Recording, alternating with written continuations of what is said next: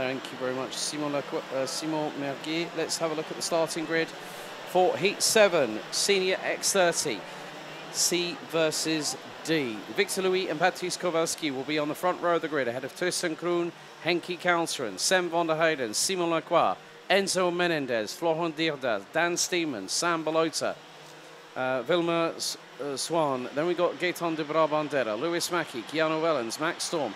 Delano Wellens might not be taking to the start, but might start from the repair area. Esteban Valgrave, Reece Newman, Julian Cameron, Ilie Pouvot, with Andrea Pirovano, Torben Groendahl, Luke Taylor, Leonardo Longdoni, Thibaut Vyers, Tess Fischer, Dennis Bowman, Marius Barryberg, Christopher Bingham, Kaha Koning from Germany, Ron van der Kerkhoff. Emma Weinreich looks to also either not be taking the starts or will be starting from the repair area. Victor Aguirre, Ollie Meurs, Miguel Silva, and last but by certainly no means least, Andy Rattel from France in the 372.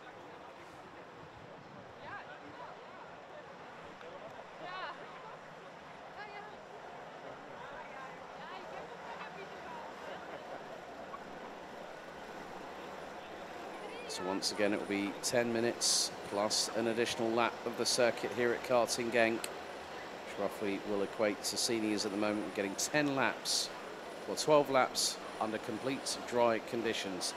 The track has significantly dried out. And what do I see on karts? I see slick tyres. We were 10 seconds apart from the qualifying pace we saw in juniors. So we could be in for a bit of a rambunctious ride here at this 7th heat. 6 heats, 5 winners so far. Who will win heat number 7? Out of the final corner, into the tram lines, revs rise, lights are out and we're underway, and a bit of a slow start from the back end of the field as Victor Louis leads the way. Patrice Kowalski looking to go around the outside as we've got 1 turned around in the mid-pack, 3 off at the back of the circuit, 1 backwards the wrong way on the runoff area. And still, once again, it's turn 2 that is really catching people out. Either outbraking themselves, not maybe just focusing in on getting on the racing line and having a little bit of a contact with somebody else. Towards the back end of the field, there were people swapping sidewall rubber, it looked like, towards the back end as we come through out of turn number 9 for the first time. And it looks like Patrice Kowalski is leading the way. Henki Kalseren in second. Oh, and someone was very, very sideways. That was Vilma Swan in the 385 from Sweden. Sideways runoff area used through turn number 10. Luckily enough, that was the opening lap. But look at the amount of drivers scrabbling for purchase and for position as they come through in towards turn 2 here on lap 2. But at the moment, Tristan Kroon is leading the way. Henki Kalseren is in P2. Victor Louis now 3rd. Zem van der Heyden, Dan Steeman, Enzo Menendez, Simon Lacroix, Max Storm, Lewis Mackie, Vilma Swan, and Patrice Kowalski round out the top 11. Balota down to 12th. Dierda down to 13th. Ouais, on est bel et bien parti dans cette manche qualificative avec les groupes C et D dans cette classe X30 senior.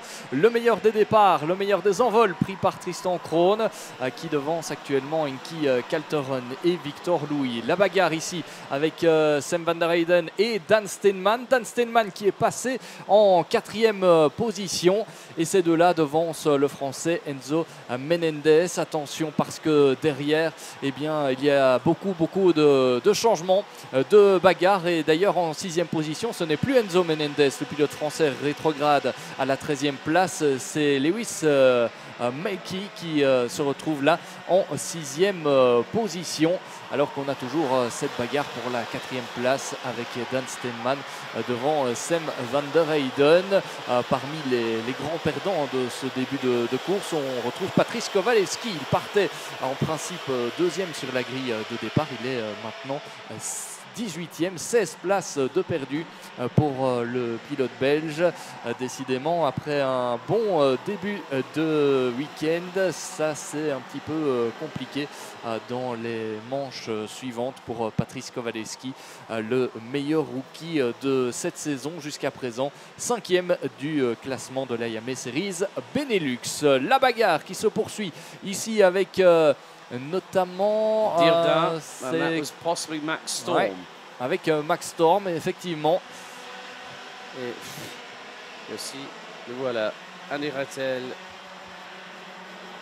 17e position en ce moment. Ouais, Andy Rattel, ouais, qui remonte et qui n'est pas à son coup d'essai dans cette manche qualificative. Andy Rattel qui est chaque fois remonté très fort dans les manches qualificatives. Ouais, on a un pilote qui est en difficulté là-bas. Test for sure, 2:17. Oh dear, and that is on the start-finish straight of all places. Ouais, effectivement. Dear. Et on le voit, Alex, hein, cette piste qui continue de sécher. Oh, l'attaque ici de Sam van der Heyden sur Dan Steenman pour le gain de la 4e place. Victor Louis qui réalise le meilleur tour en course et qui se rapproche des deux leaders, à savoir Tristan Krohn et Henki Kalteren, les deux Néerlandais, sous la pression de Victor Louis à présent. Victor Louis qui avait signé le meilleur tour en course, mais qui vient de lui subtiliser, Alex, c'est Andy Rattel. The man on the move, and what an amount of moves that Andy Rattel has done. So Delano Vellens and Emma Weinheich unfortunately did not start, so we were down to 34 drivers, make that 33 now with Tess for short.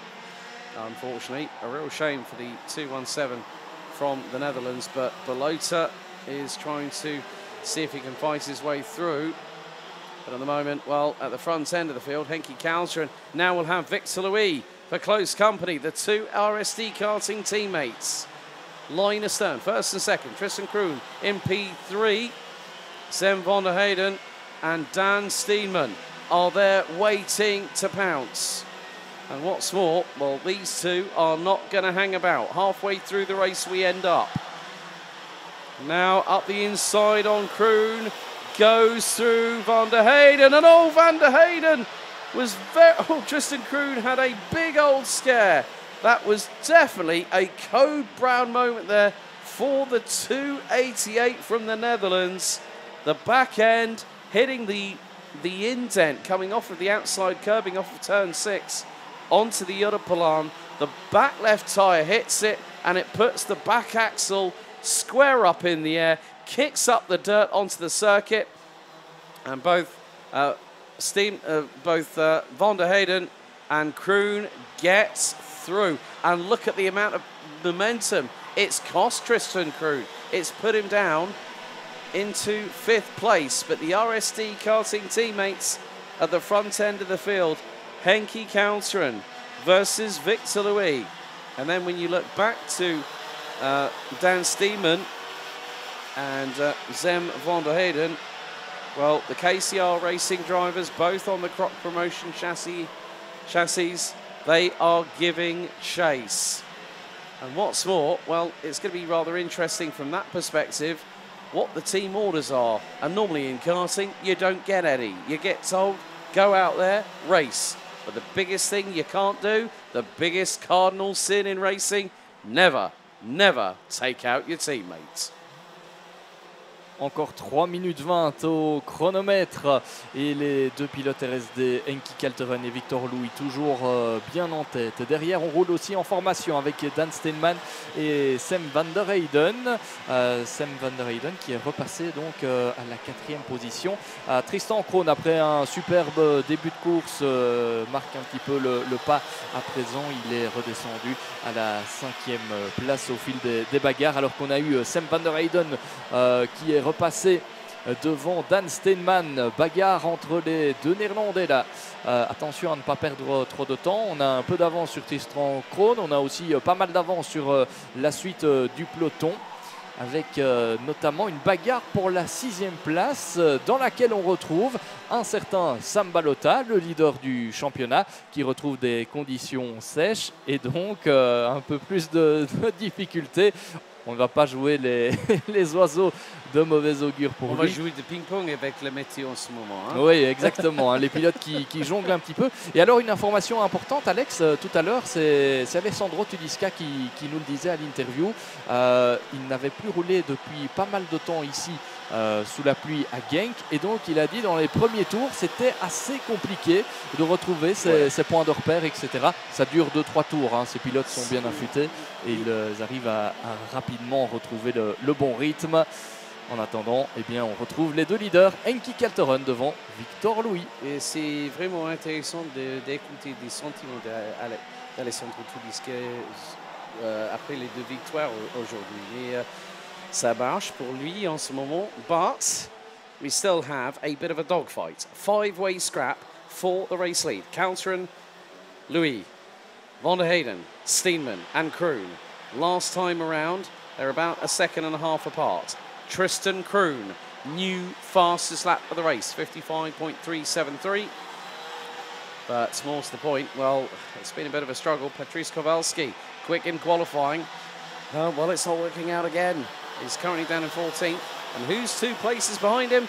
New fastest lap, Monsieur Andy Rattel from France. Up 20 positions now from stone dead last to 16th. If you were to put your money on who was going to make up the most positions so far this weekend so far, I count Andy Rattel at least 60 positions gained. Ruben Moya a close second.